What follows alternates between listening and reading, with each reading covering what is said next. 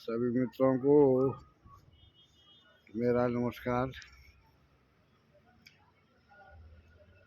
साथियों, मैं अभी जॉली ग्रांट के पास ही हूँ और साथ चला पड़ रहा हूँ। परसों हमने एक वीडियो डाली थी देवगढ़ में सत्यनारायण गद्दी के विषय में। लोगों को बहुत अच्छी लगी और उस पर कमेंट भी बहुत आए। हमारे एक सार्थक अस्वाल जी हैं और कोई दूसरे हैं अमेरिका से, उन्होंने कुछ जिज्ञासा प्रकट की है बलिदान पूजा के विषय में, और दूसरा बलिदान पूजा में पंडितों की भूमिका के विषय में। तो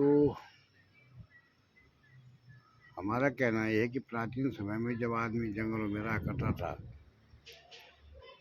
पेड़ पत्तों की छाल से बदन को ढकता था, जंगल में रह करके पशु पक्षियों का शिकार करता था और वही उसका भोजन हुआ करता था। धीरे धीरे सभ्यता का विकास हुआ। मानव ने अग्नि जलाना सीखा, फिर पशु पक्षियों को मार करके उनके मांस को भून करके वो लोग खाते थे। और विकास हुआ तो उन्होंने खेती करना सीखा, उसके बाद पशुपालन करना भी सीखा। धीरे धीरे मानव जो है आधुनिकता की ओर चला। तो प्राचीन समय में तो जब हम इतिहास के पन्ने पलटते हैं तो पाते हैं कि मानव प्रकृति पूजा करता था। प्रकृति को ही माँ माया का स्वरूप माना गया है। इसी को धरती माता कहा गया है, क्योंकि धरती माता से ही हमें सब कुछ प्राप्त होता है। ये प्राचीन समय से आज भी है। अब जहाँ तक बलिदान प्रथा का समय है, बस सवाल है, तो पहले तो मानव जो था जंगलों में छोटे छोटे समूह बनाकर रहा। उसके बाद जो सभ्यता का विकास हुआ तो बस्तियाँ बसनी शुरू हो गई, गांव बसने शुरू हो गए, और फिर और विकास हुआ तो आदमी ने जो है कपड़ा बुनना सीख लिया और फिर बदन ढकना भी सीख दिया।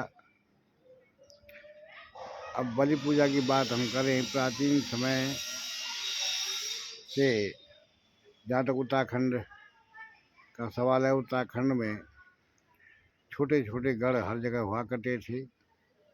इन गढ़ों की आराध्य देवी, उसको गढ़ देवी कहा जाता था। गढ़ देवी का मतलब होता है कालिका माई, दक्षिण कालिका। चाहे धारी की काली माई हो, गुंखाल की कालिका माई हो, काली मठ की काली माई हो, ये सब दक्षिण कालिका के स्वरूप है। और आज से 40-50 साल पहले की हम बात करें तो चाहे देवलगढ़ हो, धारी हो, काली मठ हो, चंद्रबन्नी हो,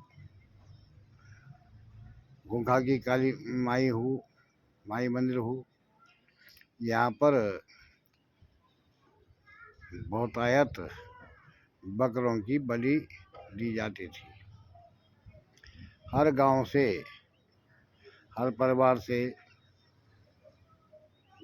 साल 2 साल में वहाँ एक बकरे चढ़ाए जाते थे।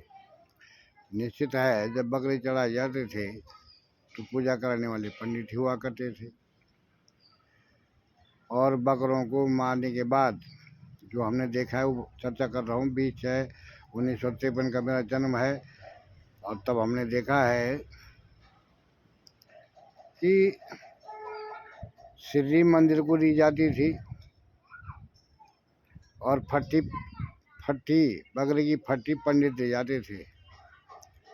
बड़े शौक से और बड़े खुश होकर ले जाते थे।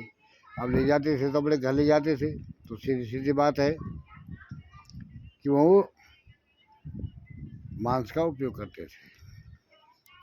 एक जगह पे कहा गया है, हमने कई पंडितों से भी प्रश्न किया तो कई पंडितों ने हमें जवाब दिया, साहब दक्षिणे मातृ कन्या उत्तरे मांस भोजनम।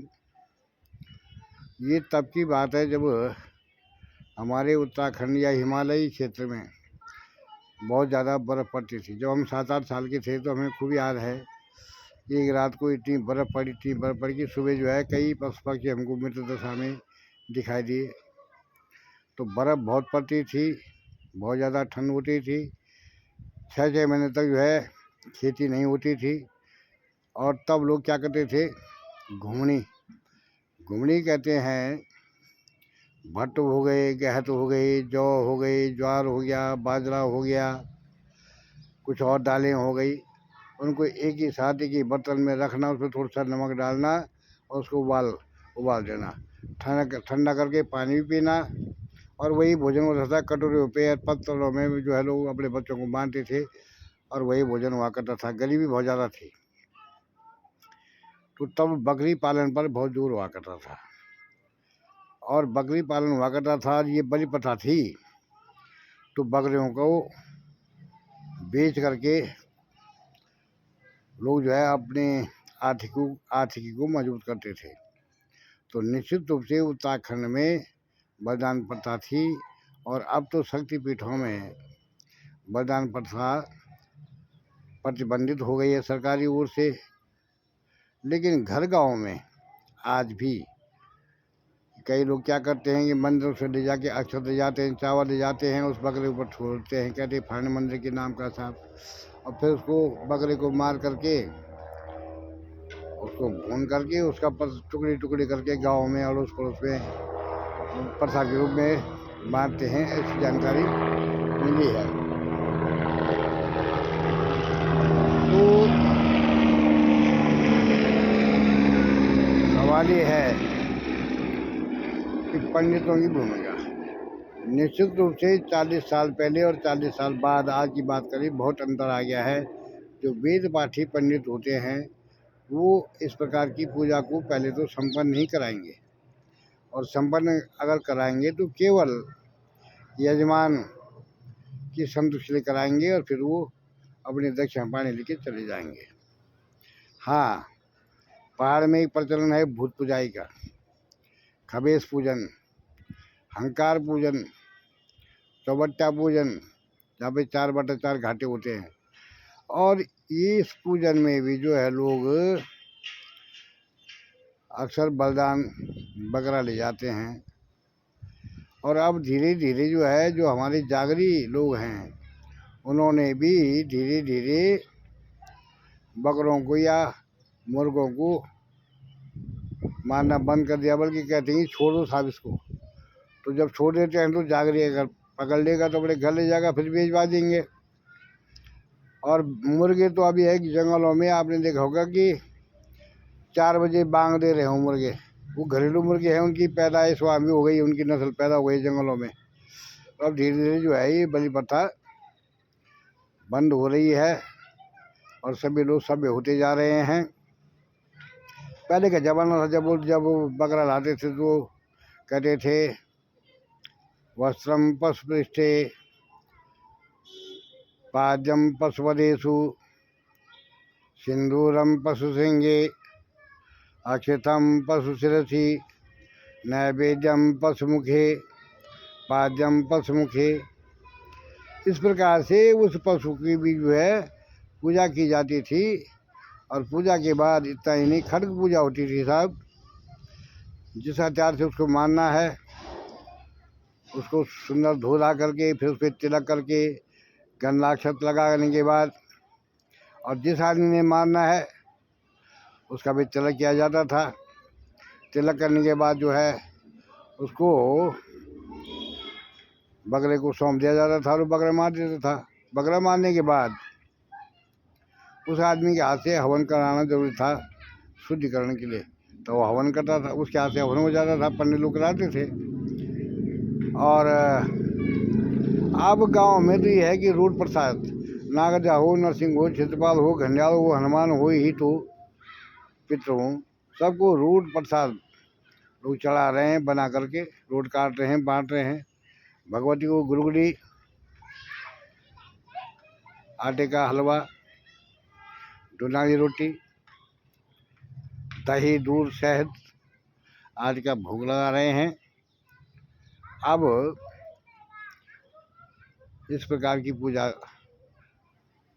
शक्तिपीठों में तो नहीं देखने को मिलती है। हाँ, गाँव में मिलती होगी तो मैं इनकार नहीं कर सकता, लेकिन धीरे धीरे प्रचलन खत्म हो रहा है।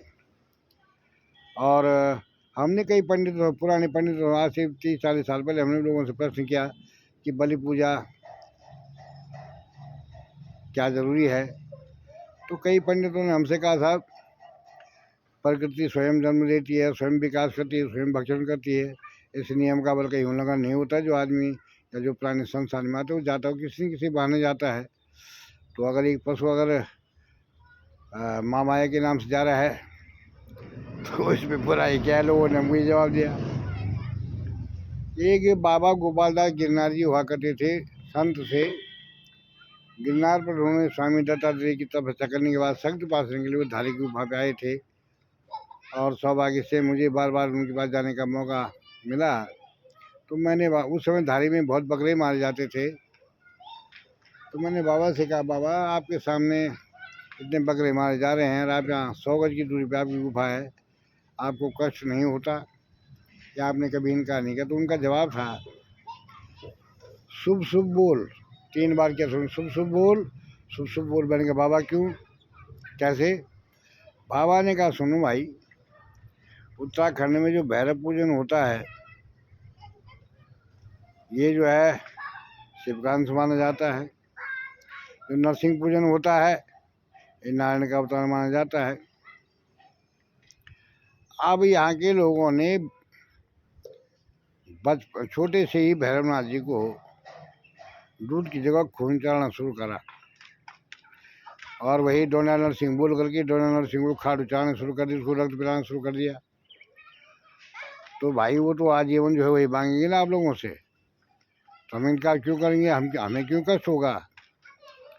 आप लोगों ने ही, आप भी लोग, आप उन्होंने, बाबा का कहना ये था कि भाई बचपन से किसी बच्चे को आप दूध पिलाएंगे तो दूध ही मांगेगा, जवानी में मांगेगा और बुढ़ापे में मांगेगा। और अगर आपने खून पिलाना शुरू कर दिया तो जवानी में भी खून पिएगा, बुढ़ापे तक खून मांगेगा आपसे, और आपको देना होगा, नहीं तो दोषकारी होगा। अब क्योंकि धीरे धीरे प्रथा समाप्त हो रही है और लोग जो है वो दूध फूल की पूजा कर रहे हैं, वैष्णवी पूजा के रास्ते पे चले गए हैं। तो सार्थक जी, संक्षिप्त में आपकी बात का जवाब इतना ही समय मेरे पास, फिर कभी चर्चा करूँगा आगे। बहुत बहुत धन्यवाद आप सभी लोगों का।